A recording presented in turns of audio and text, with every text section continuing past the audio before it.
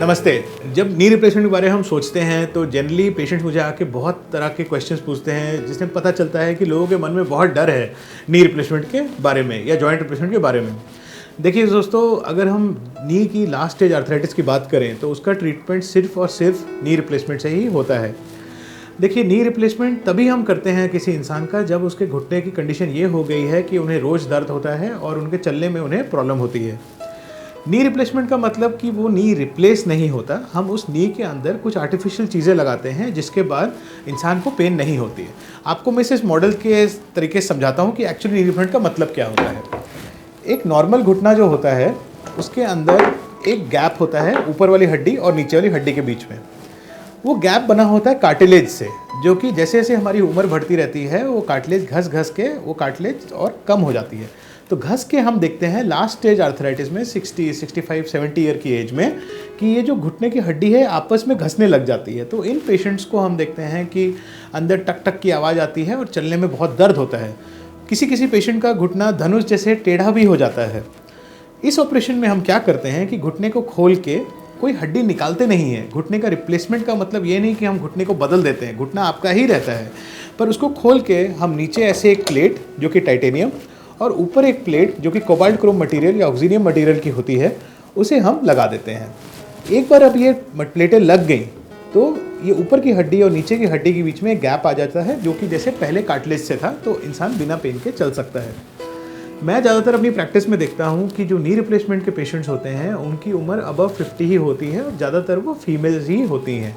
Females में ज़्यादातर इसलिए देखा जाता है क्योंकि फीमेल्स में ऑस्टियोपोरोसिस और ऑस्टियोपीनिया का रेट ज़्यादा होता है, जिसकी वजह से ऑस्टियोआर्थराइटिस का रेट बढ़ जाता है। देखिए, नी रिप्लेसमेंट एक सर्जरी तो है और काफ़ी मेजर सर्जरी भी है। तो जब भी आप इसके बारे में सोचें तो आपको ये बात समझनी है कि ये कभी भी कोई इमरजेंसी सर्जरी नहीं होती है, हमें कभी भी हड़बड़ी में नहीं करनी होती है। हम हमेशा पेशेंट के जो बाकी फैक्टर्स हैं, जैसे उनका हार्ट, उनका लंग्स, उनका जो बाकी ब्लड पैरामीटर्स हैं, कोई इन्फेक्शन तो नहीं है, ये सब पहले देखने के बाद ही हम उनका ऑपरेशन करते हैं। तो मैं आपको समझाता हूँ कि एक पेशेंट जो मेरे पास आता है नी पेन लेके और जिनका हम नी रिप्लेसमेंट करते हैं उनकी जर्नी कैसे होती है। तो सबसे पहले जो पेशेंट हमारे पास आता है नी पेन के बारे में कंप्लेन करता है, हम उनका एक्सरे करा के देखते हैं। एक्सरे जो हम कराते हैं वो खड़े होकर कराते हैं, जिन्हें हम इंग्लिश में स्टैंडिंग एक्सरेज बोलते हैं। अगर स्टैंडिंग एक्सरे में हमें लगता है कि ग्रेड 4 आर्थराइटिस है तो हम पेशेंट को समझाते हैं नी रिप्लेसमेंट के बारे में। नॉर्मली हम पेशेंट को सारे ब्लड टेस्ट उसी दिन कराते हैं और उनका हार्ट वगैरह का टेस्ट करवा लेते हैं। जब उनका टेस्ट हो जाता है हम उसी दिन उसकी रिपोर्ट्स चेक करते हैं। अगर रिपोर्ट सब ठीक आती है तो हम उन्हें बताते हैं कि आप नी रिप्लेसमेंट के लिए रेडी हैं। अगर किसी किसी पेशेंट में रिपोर्ट्स नहीं ठीक आती, किसी का डायबिटीज़ हाई आता है, किसी को यूरिन में इन्फेक्शन आती है, किसी का कोई और प्रॉब्लम आती है या हार्ट में कोई प्रॉब्लम निकलती है, पहले हम उस प्रॉब्लम को ठीक करते हैं, फिर 1 या 2 महीने बाद उनका ऑपरेशन करते हैं।